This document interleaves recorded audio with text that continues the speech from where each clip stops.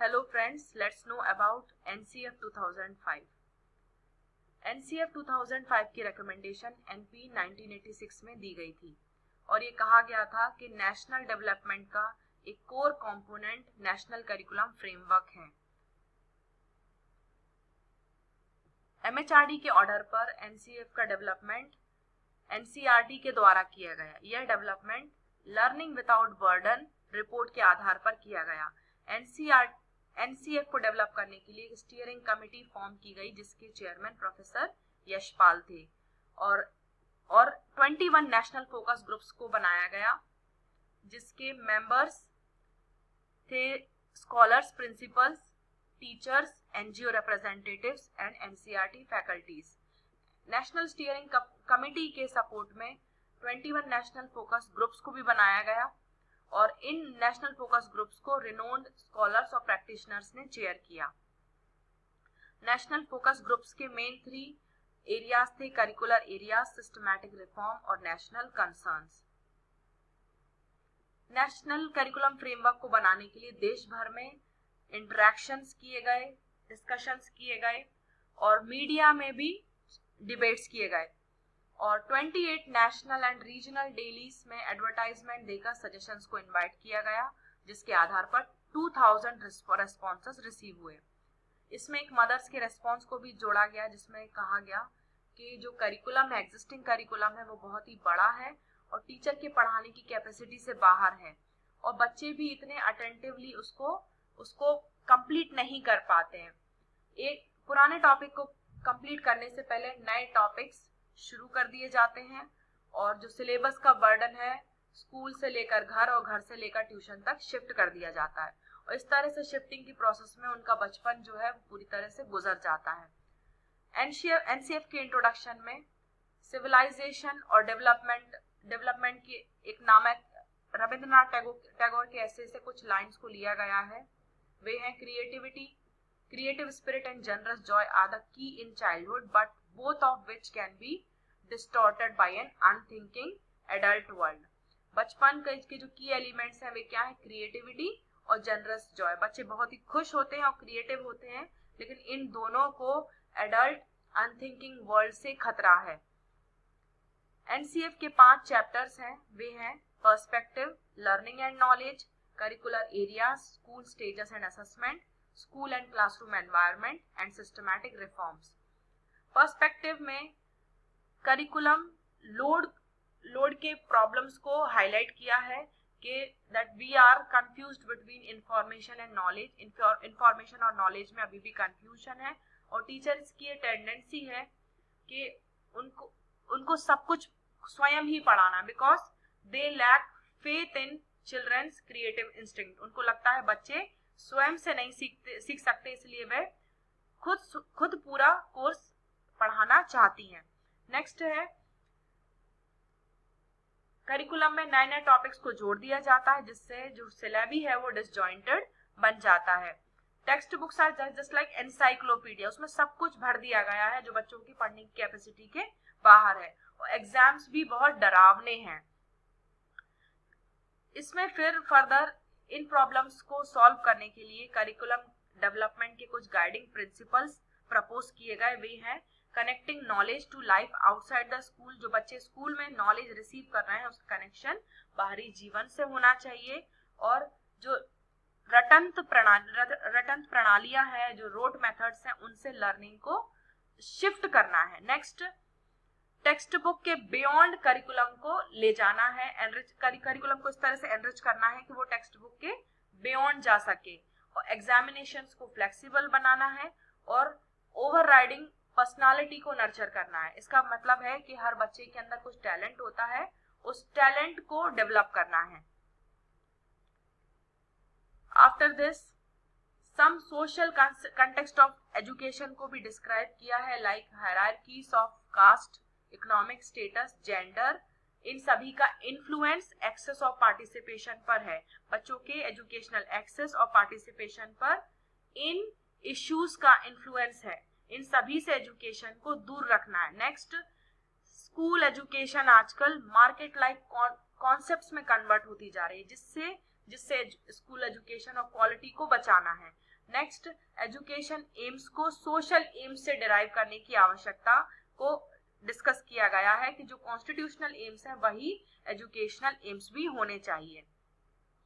अब हम चैप्टर 2 के बारे में जानते हैं, that is learning and knowledge. बच्चों को एक्टिव लर्नर्स के रूप में देखा जा रहा है। पहले टीचर्स का ये पर्सपेक्टिव था कि they are just passive receiver of knowledge, but NCF visualise them as active learners. बच्चों के एक्सपीरियंस, वॉइस और पार्टिसिपेशन को प्राथमिकता देने की आवश्यकता है और बच्चों को नॉलेज कंस्ट्रक्शन की प्रोसेस में एक्टिव पार्टिसिपेंट्स होना चाहिए। बच्चों की इनेट एबिलिटीज को रिकॉग्नाइज करने की आवश्यकता है और उन्हीं इनेट एबिलिटीज के आधार पर उनके नॉलेज को कंस्ट्रक्ट किया जाना चाहिए। बच्चों को क्वेश्चंस पूछने के लिए एनकरेज करना चाहिए और जो भी वो स्कूल में सीख रहे हैं, जो भी वो लर्निंग उनकी स्कूल में हो रही है, उसको आउटसाइड लाइफ से कनेक्ट करना है। मेमोराइजेशन की बजाय उनको अपने वर्ड्स में आंसर देने के लिए एनकरेज करना है। स्कूल का जो वातावरण है वह भय मुक्त होना चाहिए और इनेबलिंग होना चाहिए। इनेबलिंग से मतलब ऐसा एनवायरनमेंट जहां पर उनका होलिस्टिक डेवलपमेंट हो सके। जो हमारे सोसाइटल इश्यूज हैं वो बच्चों के पार्टिसिपेशन को इन्फ्लुएंस ना करे। Social issues like gender difference, caste difference, class and religion difference, ये सभी एजुकेशन में उनके पार्टिसिपेशन इन एक्सपीरियंस को इन्फ्लुएंस ना करे। इंटरेक्शन से बच्चों की लर्निंग और ज्यादा डेवलप होती है, तो हर फॉर्म ऑफ इंटरेक्शन को एनसीएफ वैल्यू देता है, like interaction with environment, interaction with peer and interaction with elder people like teachers and others. इन सभी से जितना बच्चे इंटरेक्ट करेंगे बच्चों की लर्निंग उतनी ज्यादा बढ़ती है। लर्निंग को इस तरह से डिजाइन किया जाए ताकि वह टेक्स्ट बुक के बाहर भी नॉलेज को ढूंढ सके और फ्लेक्सिबल लेसन प्लानिंग की रिकमेंडेशन एनसीएफ देता है कि लेसन प्लान नीड के अकॉर्डिंग चेंज किए जा सके। लेसन प्लानिंग ऐसे हो जहां पे बच्चों की थिंकिंग को चैलेंज किया जा सके और कुछ ऐसे प्रोविजन हो जहां पर बच्चे करके सीखें। आइए थर्ड चैप्टर के बारे में जानते हैं, जो है curricular area, school stages and assessment. यह चैप्टर करिकुलम के एरियाज में रिफॉर्मेशन पर जोर देता है। It recommend significant changes in language, math, social science and natural science, और यह एजुकेशन को स्ट्रेस फ्री, रेलेवेंट और मीनिंगफुल बनाने की रिकमेंडेशन देता है। आइए हम लैंग्वेज के कुछ चेंजेस के बारे में जानते हैं। ट्राई लैंग्वेज फॉर्मूला को लागू करने के नए प्रयास किए जाएंगे। नेक्स्ट, जो भी मीडियम ऑफ इंस्ट्रक्शन है वह उनकी मदर टंग होगी, मतलब उनकी मातृभाषा में शिक्षण और अधिगम किया जाना चाहिए। नेक्स्ट, साथ ही साथ मल्टीलिंगुअल प्रोफिशिएंसी को प्रमोट करना है। बच्चे मातृभाषा में सीखें और साथ ही साथ अन्य भाषाओं में भी उनकी कमांड होनी चाहिए और अन्य भाषाओं में प्रोफिशिएंसी मदर टंग के बेसिस पर डेवलप की जानी चाहिए। भाषा सभी विषयों का एक अभिन्न अंग है, इंटीग्रल पार्ट है, क्योंकि जो लैंग्वेज स्किल्स हैं वो दूसरे सब्जेक्ट्स की नॉलेज को एक्वायर करने के लिए भी इम्पोर्टेंट है। इसलिए language should be seen as an integral part of every subject. Mathematics से बच्चों को भय है, लेकिन जो मैथ में सक्सेस हर बच्चे का एक अधिकार के रूप में देखी जानी चाहिए। बच्चों को मैथ्स का डर है और वो जल्दी मैथ्स की वजह से एजुकेशन को छोड़ देते हैं, और मैथ्स का करिकुलम नॉन पार्टिसिपेटिंग मेजॉरिटी के लिए ही नहीं बल्कि टैलेंटेड माइनॉरिटी के लिए भी डिसअपॉइंटिंग है।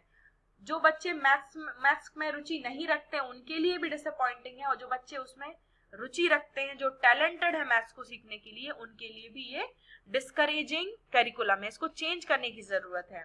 मैथ्स बुक में प्रॉब्लम्स, एक्सरसाइजेस और जो मेथड्स ऑफ इवैल्यूएशन है वो रिपीटेटिव और मैकेनिकल है, मतलब कि बहुत ही उसमें क्रिएटिविटी की कमी है। इसलिए एनसीएफ को सजेशन देता है कि मैथ्स का जो करिकुलम है उसमें मेन फोकस थिंकिंग और रीजनिंग एबिलिटी को बढ़ाने पर होना चाहिए।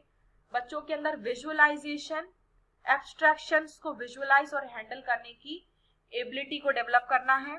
थर्ड है प्रॉब्लम्स को बच्चे फॉर्मुलेट और सॉल्व कर सके, ऐसी एबिलिटी को डेवलप करना है। नेक्स्ट है साइंस। साइंस में रिफॉर्मेशन के तौर पर कहा गया है कि साइंस की जो करिकुलम है उसमें एवरीडे एक्सपीरियंसेस को बच्चे एग्जामिन और एनालाइज करना सीखें। एनवायरमेंटल एजुकेशन को एक्टिविटी के माध्यम से सिखाया जाए और हर सब्जेक्ट में एनवायरमेंटल एजुकेशन को जोड़ा जाए।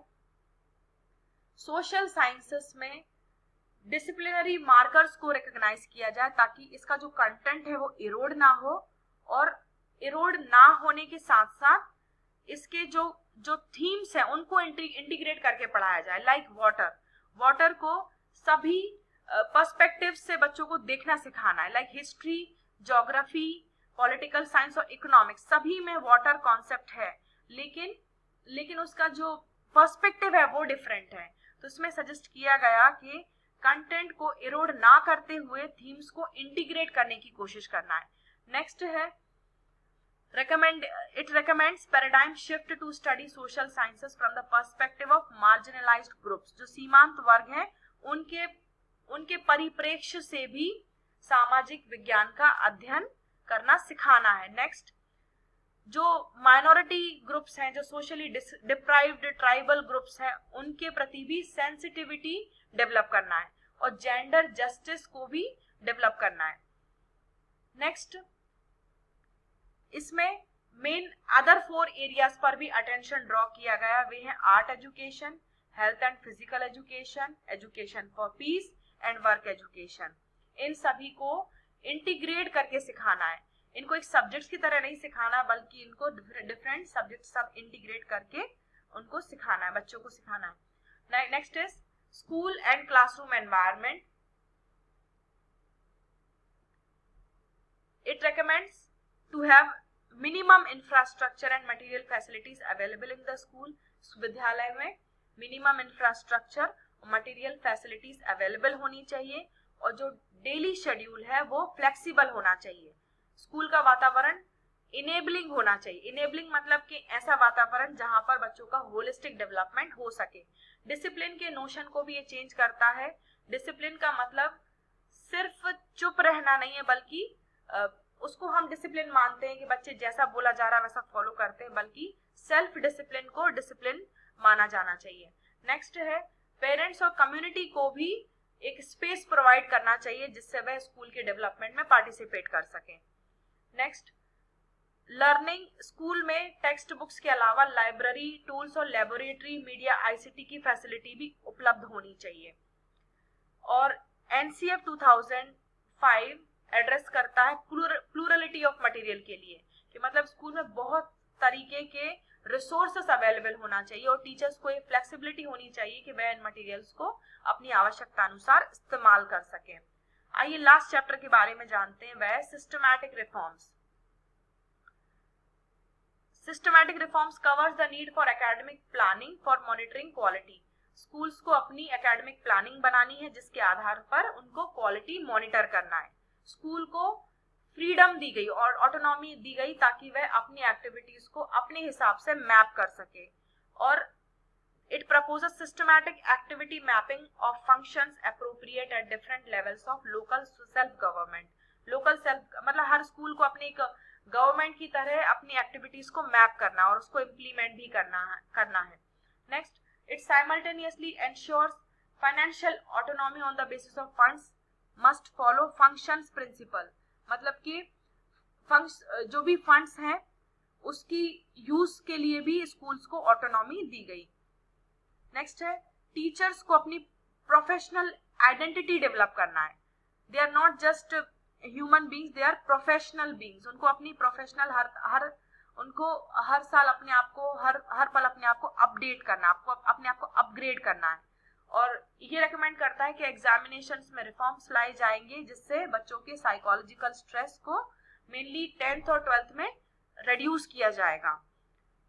और 10th और 12th के एग्जाम्स में क्वेश्चंस की टाइपोलॉजी को भी चेंज किया जाएगा so that reasoning and creative abilities replace rote learning. Rote learning को डिस्करेज करने के लिए ये मेन रिकमेंडेशन दी गई है। So learners, we have known about the main recommendations of NCF 2005. Thank you so much.